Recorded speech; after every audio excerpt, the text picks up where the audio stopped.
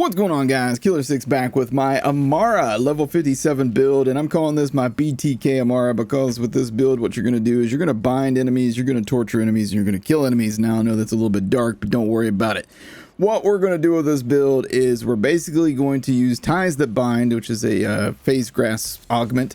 And once you hit people with the Ties That Bind, you're going to have a bunch of people all grouped up that are all phase grasp. You shoot one of them, they all take some serious damage from it. You're going to see damage in the millions. You're going to see hundreds of thousands of damage per enemy shots here. We're using an unseen threat, which is DLC 2 sniper rifle. We're also using hyper focuses, a Maggie. We got a variety of other weapons that you can use with this build, but you're going to see that this build is a lot of fun. You can mob, you can kill bosses.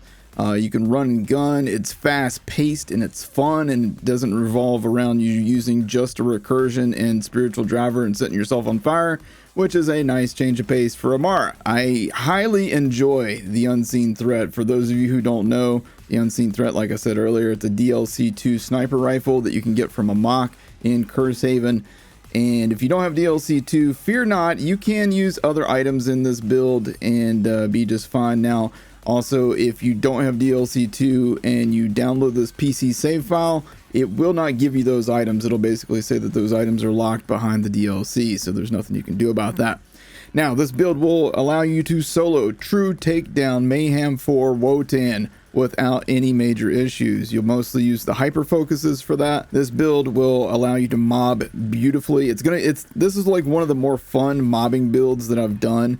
And I just have a blast. Like, you just run through areas, you're sniping, you're running and gunning, you're constantly moving, it's just fun, dude. It's just fun. There's like no way to like say this any better. All right, so this is the skill tree. If you want to, you can pause that and take a look at it. Basically, like I said, the main point of interest here is Ties That Bind. I do get some healing back off of a few different skills here as well. You can, modify this build somewhat and still be successful, but I do capstone in this tree, and the reason for that is so that I can do phase grasp and then phase grasp again even while it's cooling down. Then once it cools down, I'll be able to do 2 more phase grasps. And you'll see in this footage there's a lot of times where I can just phase grasp, and then as soon as that ends and I've killed all the people, I'm just grabbing another dude, killing all those people, and those kills are also helping bring my cooldown time up as well. So you basically almost always have phase grasp available to you. Now, to heal with this build, you're most always going to want to have something phase grasped. In order to do that, like I said, having that capstone makes that a lot easier. You're going to do massive amounts of damage with this build. You're going to have a lot of fun. Let me just dive into some Mayhem 4 True Takedown here. And as you can see, this build makes the Valkyries look like children. It just embarrasses them. They have no chance. Obviously, the Kraken didn't have a chance.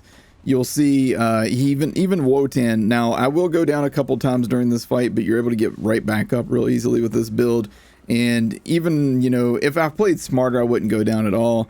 But basically, I just kept on the Pearl of Ineffable Knowledge, and I didn't switch out anything that I needed to switch out there, and it didn't really matter. That's how good this build is. This build also allows you to change your action skill element to any of the 3 elements that Amara has at her disposal: corrosive, shock, or fire at any time.